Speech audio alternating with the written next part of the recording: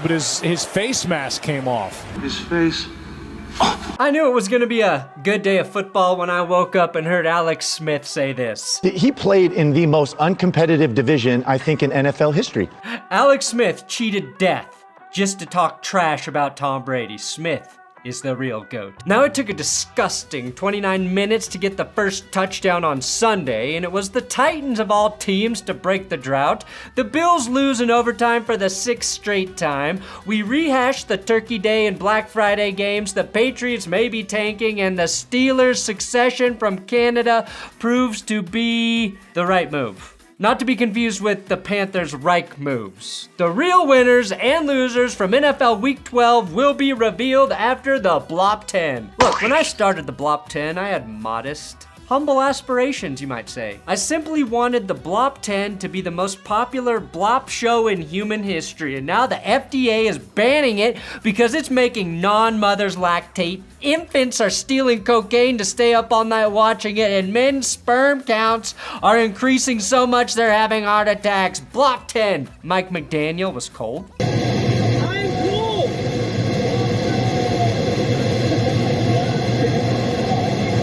Also winning. You know you're down bad, Jets fans, when you're trolling an opponent's coach for standing in front of a heater. You know your team is doing the same thing, right?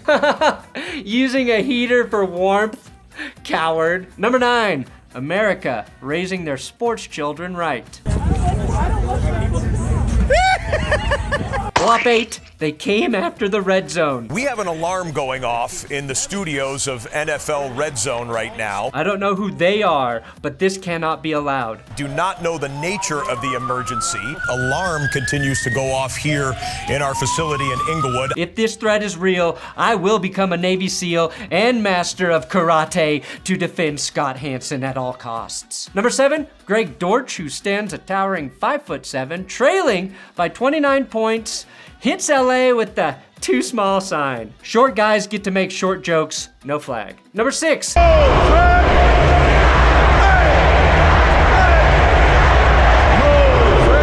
You know what's really ludicrous? Seeing the NFC South with a losing record. Boom, bitch, get out the way. We about to crown a loser as a winner. Number 5, Tony Romo used to predict plays before they happened. I've got a prediction. He's about to talk to HR at CBS after calling Jim Nantz sexy. It's not sexy like you, Jim, but it's... Hearing someone call Jim Nantz sexy is like hearing that your dad is sexy. You know, it might be true, but some things are better left unspoken. Number 4, kicker Matt Amendola doinking the potential game-tying field goal off the crossbar. At least now the Texans know that his range is 57.9999999 yards. Blop 3, the Colts gave Shaq Leonard a luxury box to watch the Colts win just a few days after releasing him. At least he had a good view of Gardner Minshew breaking Devin White's ankles into the end zone and helping the Colts win. Blop 2, you know what's worse than racism? Double racism. And number 1, Adrian Walker from Bellevue High School getting a behind-the-back interception in the Michigan State Championship. The only way this play could have been crazier is if only Mahomes had thrown a no-look pass to the no-look pick. And the Blop 0, the Whale Mary. Except Brendan Fraser is playing Tim Boyle. My only choice for the Blop 0, the Jets throwing a Hail Mary with Tim Boyle before halftime in a game they were down by just 4 points after pick-sixing Tua and his scratch that was a mere Flesh wound. only to have it returned for a TD. Your quarterback's Tim Boyle, guys. A man I still have no clue how he got into the NFL. He finished his college career with 1 TD and 13 picks. This is literally one of the dumbest plays I've ever seen, and it's the only time we have seen an NFL Hail Mary return for a touchdown. The end of the half of this game had 3 turnovers and 2 defensive touchdowns. Robert Saleh's decision to save their season with Tim Boyle will go down as one of the most baffling decisions in Jets history. That's like drinking a gallon of water and walking into a raging forest fire with wind gusts hitting 70 miles per hour and trying to put that thing out with your piss. Well, Robert, you got your dick burned off, which is what happens when you're starting a third string QB and your offensive coordinator only hands the ball off to Breece Hall 7 times. The only thing worse than this game for the Jets is Robert Saleh's acting chops. And what another stop for this unbreakable defense. Coach is loving it. Man, that's how you protect. You guys too. Look out. Man, that's how you protect. Losers, the Packers. Sure, they won, but they're just a bunch of dirty little cheesy sinners who spent all Thanksgiving beating Goff. Yeah, you Packers. Jordan Love had a career day going 22 of 32 for 268 and 3 TDs. He and Aaron Rodgers, through their first 12 starts, have bizarrely similar stats, and I am sure the New York Jets are sitting there thinking, Jordan Love will save us in exactly 16 years. This game, though, was all about having giant testicles and how sometimes having big testicles isn't a sign of being a man, but rather a bacterial STD known as orchitis, which causes swelling of the balls. That's what Dan Campbell had in this game. Your balls are too big, Dan. Losers, swollen balls on 4th down. Detroit failed on 4 of 5 4th down conversion attempts, including a fake punt deep in their own territory that just did not work. More concerning is Jared Goff's ball security. 3 picks last week and 3 lost fumbles in the game on Turkey Day. Goff hadn't lost a fumble all season, and of his 8 total turnovers, 8 came in the last 2 games. Turn off the Pornhub, Jared. Wear a Connie and make sure you protect the rock so we don't have to watch anyone ever beat off ever again. Winner Rashawn Gary, who got the game ball and just wrecked the Lions. Gary had 3 sacks and his emotional return to Ford Field where he tore his ACL last year. I'm tired of crying around y'all. Ruling on the field, it's a fumble and it's a touchdown. I'm tired of crying around y'all. Drop, sack, ball is out. Packers will take over. I'm tired of crying around y'all. I'm glad I'm not the only one who cries after beating Goff. Losers, women. First, Terry Bradshaw awkwardly kissing Antonia Lofaso during the broadcast. Tony Romo verbally explaining his raging lust for Dolly Parton in a Cowboys cheerleader's outfit for the halftime show. She was wearing the Cowboys cheerleading outfit. Yeah. You saw that coming, didn't you? You said, had- I think she's going to go with a little cheerleading outfit tonight. And I was like, wow, it's pretty good. What do you think we're going to see? I mean, she looks amazing, right? You know, I mean, you never know what's she's going to happen wonderful. here. And it wasn't enough for the boys to wallop the Commanders 45-10, forcing the team to rob Jackoff Del Rio of employment.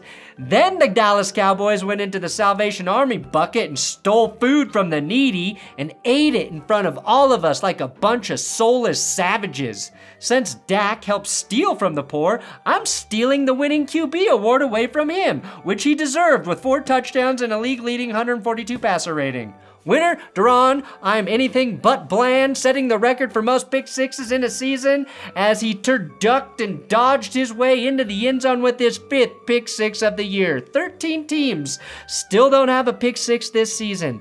Bland has 209 receiving yards this year on those pick sixes, which gives him more yards than Chiefs receiver Sky Moore.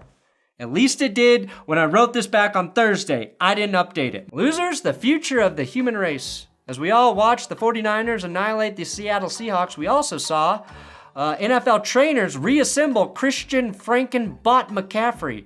Purdy, he's a known cyborg. McCaffrey is now some sort of reanimated robot, and Mike Shanahan, 2-time Super Bowl winning head coach who assembled the greatest coaching tree in the current NFL, is simply Kyle's dad. Winners, the 49ers defense. Not only did they sack Geno Smith 6 times, since adding Chase Young to the lineup, they have 15 sacks through 3 games. Travarius Ward's playing out of his mind, locking dudes down, which is also helping that front destroy mere human QBs. Winner of talent and luck, Devin Witherspoon with this insane pass breakup. You do need to be very good to also be this lucky. Witherspoon is now the Tom Brady of corners. And that's a good thing. Winners, the Jaguars. Huge division win for Jacksonville against a red-hot quarterback, and most importantly, you got the refs on your side. Be proud of that, Jacksonville. It's a secret weapon. Just ask the Chiefs or Tom Brady. Your other weapon? Well, he's not a secret. His name is Calvin Ridley. Your offense is better when he gets the rock. 3 touchdowns in the last 2 games for Ridley, including the octopus in this one. Losers, guys named Frank. in Carolina specifically. Tennessee got the win, but Will Levis let Bryce Young throw for 9 more yards than he did, which was really nice of Will. Neither guy threw a touchdown, and Young fumbled. Frank Reich's offense is terrible. I don't know what the plan was here, but Panthers owner David Tepper was seen yelling "fuck" after the game, and that turned out to make a whole lot more sense on Monday morning when it was announced that the Panthers had fired Frank Reich after just 11 games in which he went 1-10. Just 11 games! Nathaniel Hackett at least made it to Christmas. This is what happens though when your dumbass front office doesn't let you pick your own quarterback. Farewell, Frank. I hope you go somewhere where they let you be you. And it sounds like that's going to be the retirement home. Reich is now the first coach to be fired mid-season in back-to-back seasons. He's the second coach, joining Josh McDaniels, to be fired mid-season twice. So the second Reich fired. What comes after the second Reich? Oh God, no. Don't let him coach again. Do not let Frank Reich coach again. Best surprise performance? Kyren Williams, in his first game back from injury, produced over 200 yards of offense, 143 on the ground. Most this week, 61 receiving yards and a couple TDs through the air. He just gashed the Cardinals with big run after big play. Stafford threw an awful pick before halftime, but was awfully good on his 4 passing TDs. Stafford looks good, Kyler Murray looked inconsistent, and the 49ers are atop the division. The Cardinals did a fake punt in their own territory. That's how you do it, Dan Campbell. Winning QB this week? Well, it's going to Jalen Hurts. Sort of a reluctant MVP pick, Hurts was prior to this week, but he really made a strong case for the award against the Bills. 18-31, 265 total yards and 5 total touchdowns, including the game-winning TD run in overtime in the pouring rain. He's the first quarterback with 3 straight 10 rushing TD seasons. Hurts is simply excellent against teams with a winning record, and he's shown it the last 2 weeks with wins against KC and Buffalo. What other quarterback beat KC and Buffalo in back-to-back weeks? Let's ride. He had 26 passing yards in the third quarter of this game and ended up with 200.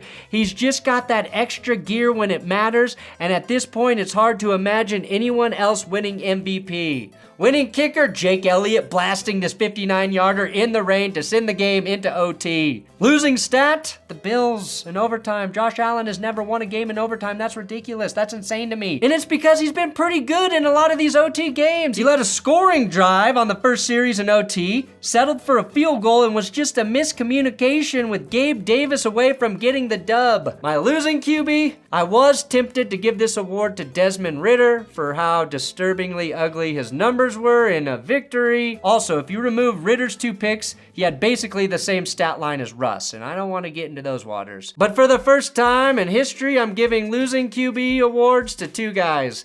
The incredible QB duo of Mac Jones and Bailey Zappi. Alright, Jones and Zappi. Now, some people think they look very similar. Close enough, I guess. Jones and Zappi combined for 143 yards, no touchdowns, and 3 interceptions in their loss to the Giants. Now, to be fair to them, they were facing the greatest Italian quarterback since Dan Marino.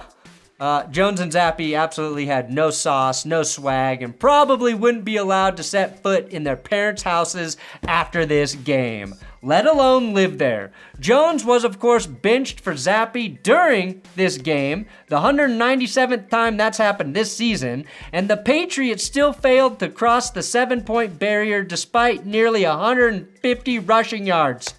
Amazing job, guys. Gotta credit Tommy DeVito for making all quarterbacks with the last name Jones look bad in this game. Both Mac and Dan Jones cannot hold a candle to DeVito. Not at the first time a DeVito has outshined a Jones, though. Hey, you're Tom Jones, right? It ain't unusual, eh? Oh, that was a deep cut. Then we've got the Kirk Cousins Awards. Yeah, plural. There's 2 this week, too. Even though he got locked out of his own locker room before the game, this one goes to CJ Stroud, who was 26 for 36 for 300 yards, had a pair of tutties, and no interceptions, even though the Texans still lost by 3 points to the Jaguars. He could have had more, too, if not for a 58-yard bomb to Tank Dell being negated due to a penalty. Trevor Lawrence was asked if he was excited to face CJ Stroud twice a year, and very honestly, he said no. I want the teams in our division to be as bad as possible, so no, I'm That's how I see it. Can we get Davis Mills back there, please? I would be excited to play Davis Mills twice, verbatim, quote, per source. Who wants to play a quarterback who can extend plays like this to Tank Dell? Or a QB with the cojones to pimp slap his lineman? That's from the movie Baby Boy, and that scene is disturbing if you've seen it. And cuz you tried to take my bike. CJ Stroud basically just insinuated he will assault his linemen if they're not gangster enough. That's why he's so good. Also getting the award, Josh Allen. Like Jalen Hurts, he rushed for a couple TDs. He threaded the needle for a touchdown pass to Diggs. That kind of needlework makes me want to buy a sewing machine, okay? Josh was asked to throw the ball 51 times and got 339 yards through the air, 81 rushing yards. He is the Bills. He and Hurts both had a pick in a game that... It's not sexy like you, Jim. No, Tony. It went into overtime. They lost. Winning stat? Well, in the first game of the post-Matt Canada era, the Steelers surpassed 400 yards of offense for the first time since week 2 of the 2020 season. Which, of course, yes, was against my Broncos. Just for reference, though, the Dolphins are averaging well over 400 yards of offense this season. Not only did they finally hit 400 or more, this was the first time this season they outgained an opponent. And all they had to do was face the Bengals backup QB. Watching the Steelers offense gain yards is so perplexing, time literally stopped in this game. Of course, in their biggest yardage output since the Trump administration, they still only scored 16 points. But it sure felt like more because Najee Harris had 15 carries for 99 yards. Didn't know that was even legal, and Pat Freiermuth literally doubled his season yardage total with 120 and led the league with those 120 yards this week in receiving. He had 60 going into that game. Losing effort? Well, I already made a short about Deontay Johnson doing his best Chase Claypool impression on this play. Running play, 3rd and 2. Trying to get there is Warren.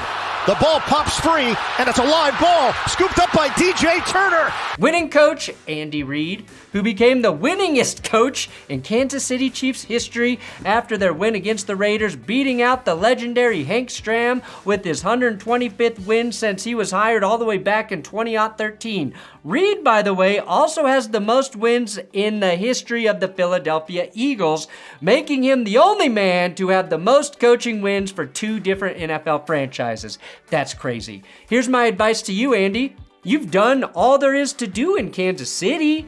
Time to move on and become the winningest coach for a 3rd team, preferably one in the NFC. I think the Panthers seem like they could use your help. David Tepper, go make him an offer he cannot refuse. Unfortunately, Andy, I'm not sure Bryce Young can make throws like this. Losing blown lead? Yeah, the Raiders. You can take Josh McDaniels out of Vegas, but you can't take McDaniels out of the Raiders. The Raiders were up 14-0, then gave up 31 points and scored a total of 3 of their own. Iron Man, Mad Max Crosby sacked Mahomes 1 time after becoming the only player this season to be listed as doubtful and then also played. Losing offense? I'm giving it to the Ravens, who won. The Ravens, though, their defense forced 4 turnovers, and Lamar Jackson and that offense managed 3 points off of those 4 turnovers.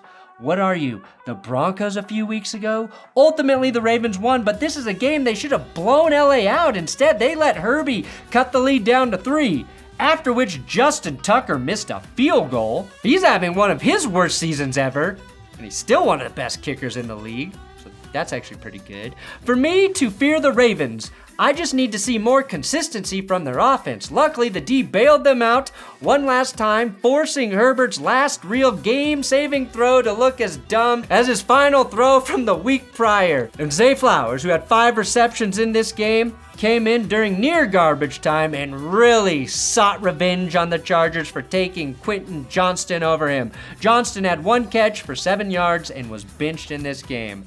Winning play, though, I'm going to give it to the Chargers, throwing it to Keenan Allen, who then throws it backwards to Austin Eckler across the field for the first down. Justin Herbert is so good, the Chargers are better on offense when he's not throwing the ball. So you thought that was going to be a compliment, but it wasn't. Winning defender, Jesse Bates, might have been the most impactful defensive player of the week based on just 2 plays. The first was a 92-yard pick 6 of a Derek Carr pass. I'm guessing he wishes he could get back. Then, with the game still in the balance, he punched the ball out of Taysom Hill's Mormon hands, forcing another turnover and almost single-handedly saved the game for the Falcons, who got the win and somehow are in first place in the NFC South. Bates was a massive free agent pickup last offseason for Atlanta, and now he's paying massive dividends as he ties Kyle Pitts for touchdowns this season. Heck, we gotta credit the Falcons for thinking outside the box and showing us the least valuable player on the field is actually right tackle and not running back.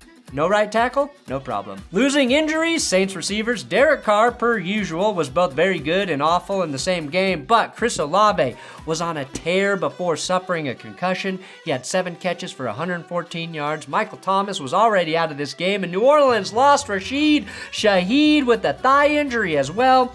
Kinda hard to win if your wide receiver 1, 2, and 3 are all out of the game. Losers, the Vikings, the Bears, Justin Fields, Josh Dobbs, Matt Eberflus, the quarterback the Bears will draft, the people of Chicago, the people of Minnesota, actual bears, brown bears, black bears, polar bears, men who identify as bears, people of Nordic heritage, Ragnar, Lagatha, the sport of football, really, and Kyle Gordon getting penalized for taking his helmet off because his helmet fucking broke. Penalty, your equipment broke. Congrats though, the Bears became the first team to win a game when their opponent scored a touchdown, and they did not this season.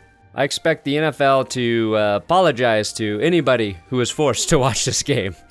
Thanks for watching Winners, Losers, Week 12. If you haven't checked out the Rust Zone Broncos recap, go do it now. Should be on the screen right now.